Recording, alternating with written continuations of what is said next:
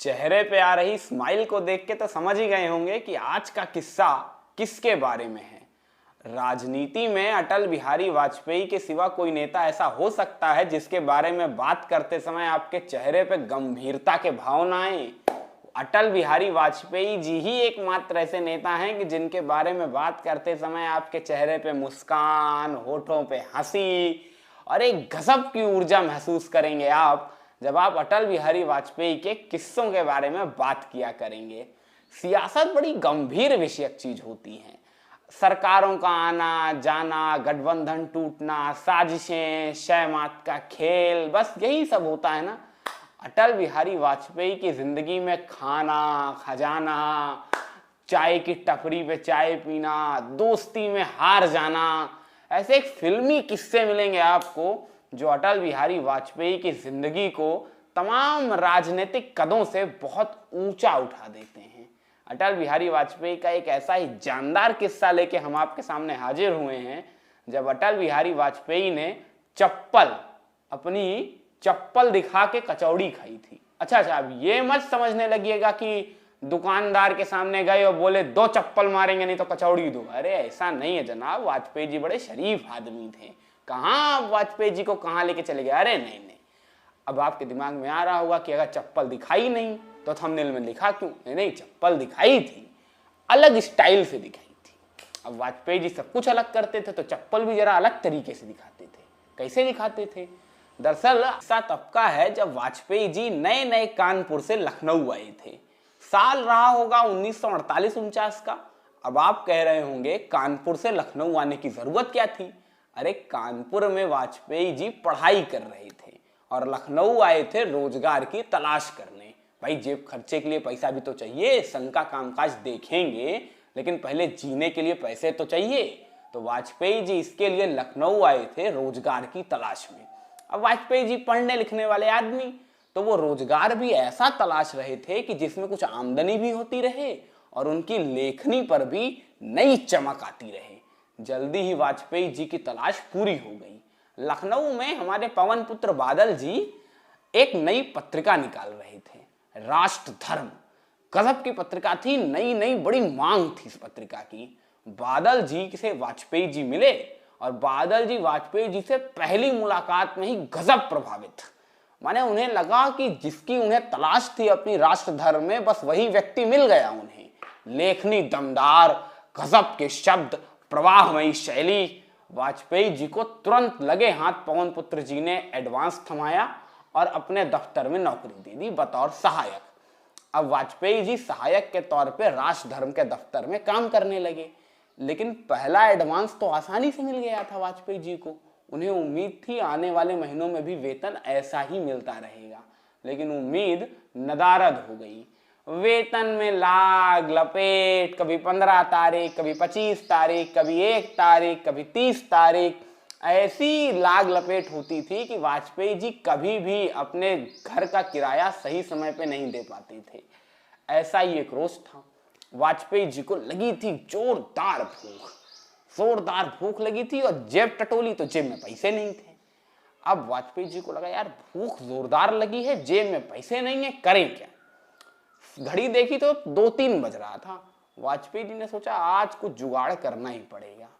शाम को 5 बजे वाजपेयी जी सीधा संपादक महोदय के दफ्तर में पहुंच गए और जाके बोले, संपादक जी जरा 5 रुपए की जरूरत थी। उस जमाने में 5 रुपए बहुत होते थे, ये 1948-49 की बात है। संपादक ने कहा, हैं 5 रुपए की जरूरत, क्या काम है 5 रुपए का? वाजपेयी जी ने कहा बहुत जरूरी काम है 5 रुपए का, इसीलिए 5 रुपए एडवांस मांग रहा हूं, वैसे भी मेरी तनख्वाह अभी बची हुई है, 5 रुपए ही मांग रहा हूं, 5 रुपए दे दीजिए। संपादक जी ने कहा अरे ऐसे कैसे दे दे भाई, कोई जरूरत बताओ, कोई काम बताओ तो देंगे, नहीं तो जब वेतन मिलेगा तब ले जाना। वाजपेयी जी नीचे झुके, अपनी चमड़े की चप्पल निकाली और चप्पल निकाल के ऐसे दिखा दिए, लो। संपादक ने कहा ये क्या बदतमीजी है, चप्पल क्यों दिखा रहे हो मुझे? वाजपेयी ने कहा अरे जनाब अब आप ही ने पूछा था कारण, तो कारण दिखा रहा हूं, ये देखिए चप्पल का फीता टूटा हुआ है, 1 महीने से यही चला रहा हूं, आपने वेतन दिया नहीं है, इसी वजह से चप्पल नहीं बन पा रही है, अब इससे मैं नहीं चल सकता हूं, तो कम से कम मोची से चप्पल से ला लूं, इतने पैसे तो दे दीजिए। संपादक बेचारा सोचता रहा कि हाँ भाई बात तो सही है, चप्पल टूटी है इसकी। संपादक ने कहा ठीक है, लो 5 रुपए। वाजपेयी जी 5 रुपए लिए और अपने साथी वचनेश त्रिपाठी के साथ दफ्तर से निकले। वचनेश ने कहा चलो भाई वाजपेयी तुम्हारी चप्पल वप्पल बनवा दी जाए। वाजपेयी ने कहा रुको रुको, चप्पल क्या है। वाजपेयी जी सीधा पहुंचते हैं रामाश्रय की दुकान और रामाश्रय के पेड़े और लस्सी जम के खाते हैं। 2 रुपए खर्च हो गए इसमें वाजपेयी जी के, वचनेश के साथ खाए थे। अब उस जमाने में 2 रुपए में पेड़े और लस्सी मिल जाते थे, इसमें चिंता मत करिएगा। वाजपेयी जी को लगा चलो भाई 2 रुपए में कुछ पेड़ा वेड़ा खाए, पेट को लगा।